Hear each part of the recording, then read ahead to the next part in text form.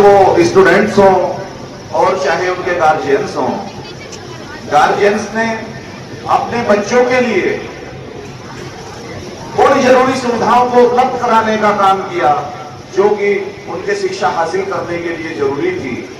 वे सहूलियतें, वे सुविधाएं उन्होंने मेहनत करके तब अपने बच्चों को प्रदान करने की कोशिश की। फिर ये बच्चे और बच्चियां ये भी प्रशंसा के पात्र हैं, ये भी मुस्तहिक है इस चीज के कि इनकी भी तारीफ की जाए। इन्होंने चाहे क्लास 10वीं का एग्जाम हो चाहे 12वीं का हो, बड़ी शिद्दत और मेहनत के साथ उनको अच्छे नंबरों के साथ पास करने का जो काम किया है, मैं इनको भी बहुत मुबारकबाद पेश करता हूं। दोस्तों, हमारे युवा, खासतौर से मैं सबसे पहले उनसे मुखातिब हूं, मैं उनसे कुछ अर्ज करना चाहूंगा।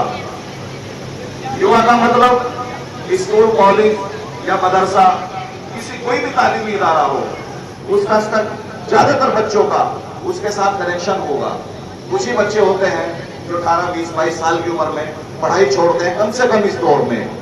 पहले वो दौर था स्कूल, कॉलेज, मदरसों में पढ़ने का बहुत कम काम किया जाता था, लेकिन अब ज्यादातर बच्चे स्कूल, कॉलेज और मदरसों में पढ़ने का काम कर रहे हैं। मदरसे का जिक्र मैंने इसलिए किया कि मैं आप लोगों को बता देना चाहता हूं कि हमारे भारत देश के अंदर 1200 छात्र, 1200 स्टूडेंट्स ऐसे इस बार रहे हैं जिन्होंने नीट की परीक्षा पास करने और MBBS हासिल करने में सफलता हासिल की है। तो ये बहुत बड़ी उपलब्धि है। लोग मदरसों को अलग निगाहों से देखने का काम करते हैं।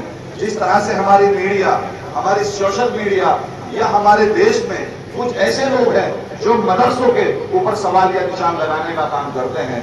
तो मेरे दोस्तों, मेरे बताने का मकसद सिर्फ आप लोगों को ये था कि 1200 छात्र हैं पूरे देश के अंदर ऐसी रही हैं जिन्होंने MBBS हासिल करने का गवर्नमेंट कॉलेज में काम किया है।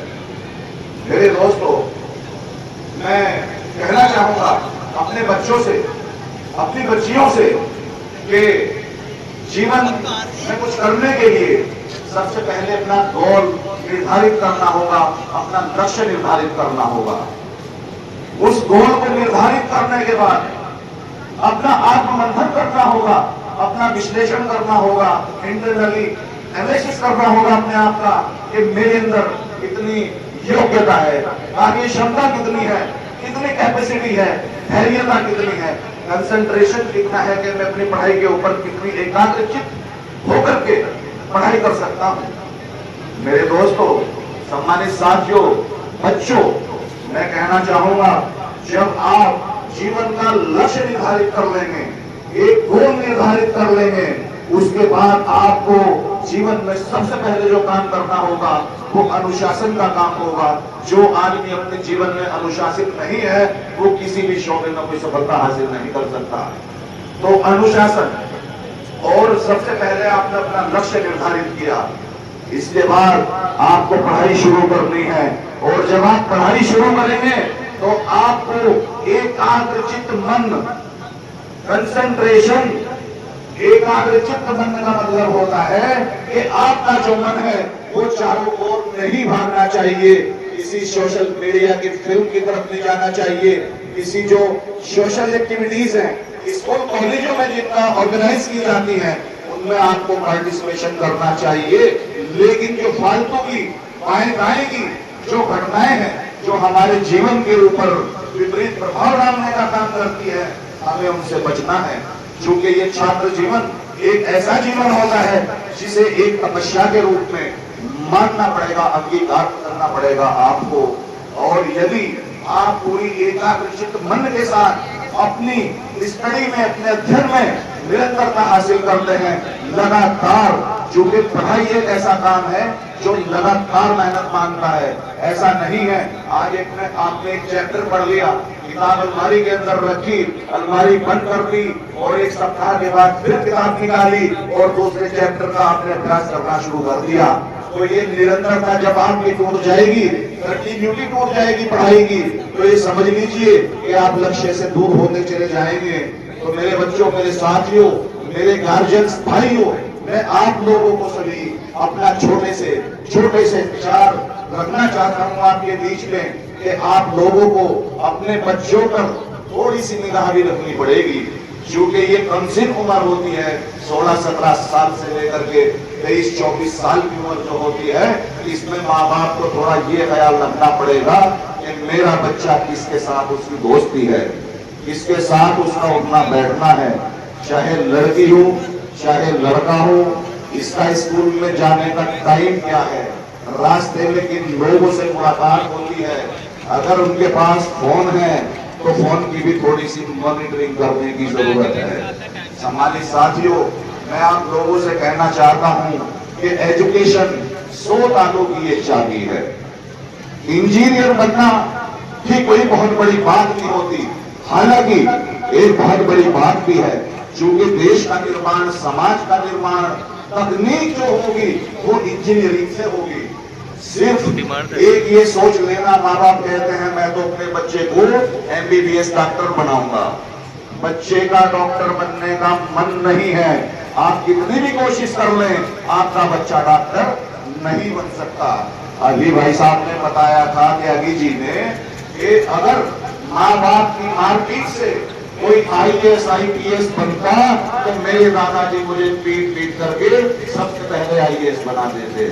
सम्मानित साथियों, मैं आपको कहना चाहता हूं कि बच्चों को अपने अंदर की जो प्रतिभा है, उनके अंदर का जो कौशल है, उसको पहचानना पड़ेगा और देखना पड़ेगा कि मुझे इंटरेस्ट, मुझे रुचि किस फील्ड में है, किस क्षेत्र में है, किस शोबे में है।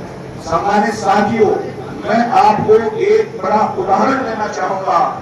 आर्ट साइड आज की दौर में कोई नहीं पढ़ना चाहता, कोई नहीं पढ़ना चाहता कि मैं आर्ट साइड के सब्जेक्ट लूं और ग्रेजुएशन या पोस्ट ग्रेजुएशन में डिग्री हासिल करूं।